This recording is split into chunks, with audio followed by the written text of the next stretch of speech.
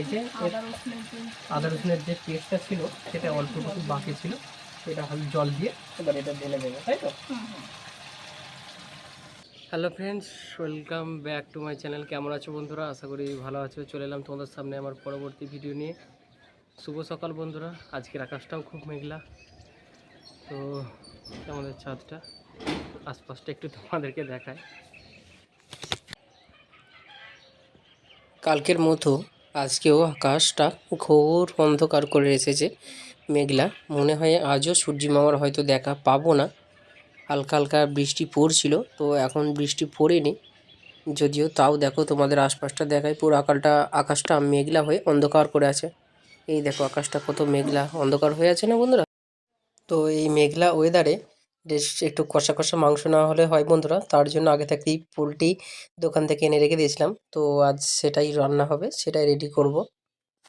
মুরগিটা গোটা ছিল, তো এটা আমাকে রেডি করতে হবে। তো সেটা রেডি করার জন্য যা যা লাগে সব কিছুই যে কলতলার সামনে এখানেই পরিষ্কার করব। এই যে মুরগিটা, গোটা মুরগিটা তো ছাড়ানো হয়ে গেছে, এবার কাটবো যাকে বলে। সবটা রেডি করব।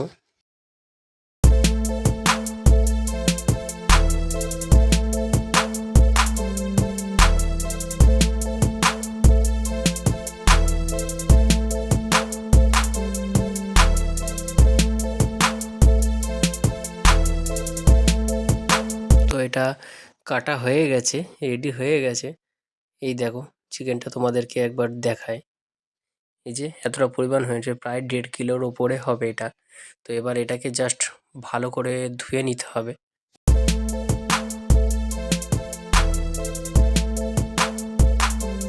চিকেনটা জাস্ট ভালো করে আমাদের ধোয়া হয়ে গেছে, এবার রান্নার জন্য রেডি। এই যে চিকেন, এটা হচ্ছে আদা বাটা রসুন বাটা একসাথে পেস্ট করে নেওয়া হয়েছে। এটা পেঁয়াজ, কাঁচা লঙ্কা, এই যে আলু মিক্সচার মেশিনে একসাথে পেস্ট করে নেওয়া হয়েছে, কারণ আলাদাভাবে করলে একটু টাইম যাবে তাই। আর এই যেদিকে ভাত হচ্ছে, ওদিকে খাঁটি সর্ষের তেল। এতে এবার আলুগুলো একটু ভেজে নেওয়া হবে। মোটামুটি আমাদের এবার রান্না হয়েই যাবে। আলু, তো প্রথমে আলুগুলো ভেজে নেওয়া হবে।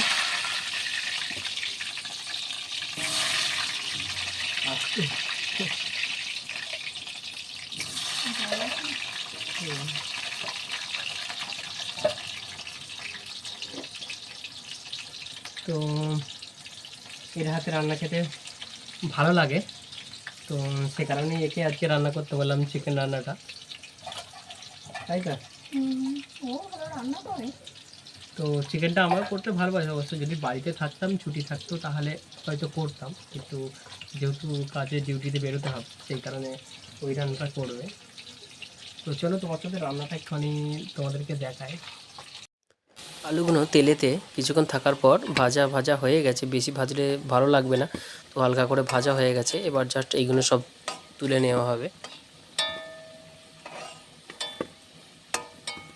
তো আলু ভাজাটা হয়ে গেছে। গরম মশলা ফোড়ন,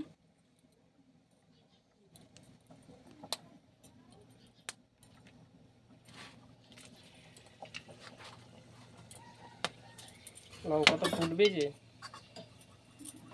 টক টক করে গরম তেলে দিয়ে দিলে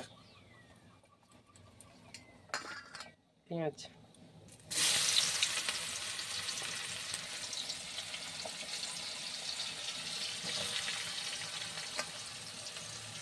এত লঙ্কা উঠে গেল মনে নাকি?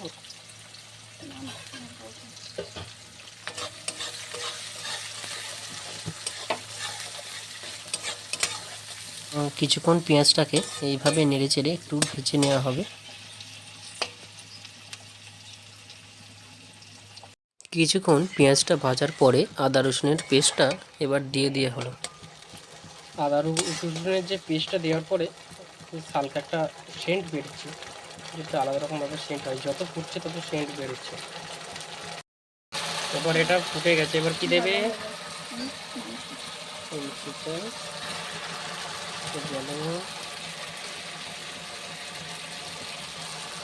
জল,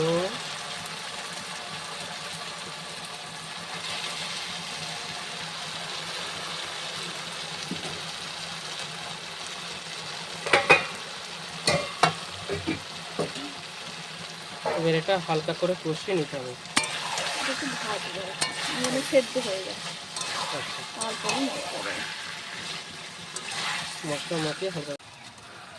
তো এইভাবে কিছুক্ষণ মাংসটা একটু কষিয়ে নেওয়া হবে। এটা কি দিচ্ছ?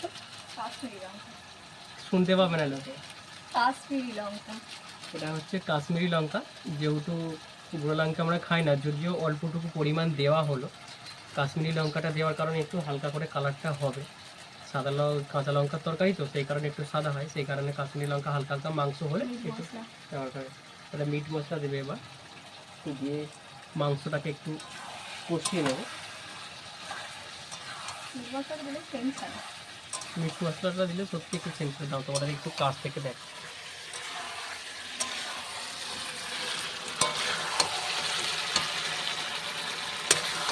ওকে, একটু মাখা মাখা হচ্ছে। মিট মশলার একটা আলাদা সেন্ট, সবাই অবশ্য পছন্দ করে না, যে যেভাবে পছন্দ অনেকে করে। গন্ধটা পছন্দ করে না, ভালো লাগে না আমাকে।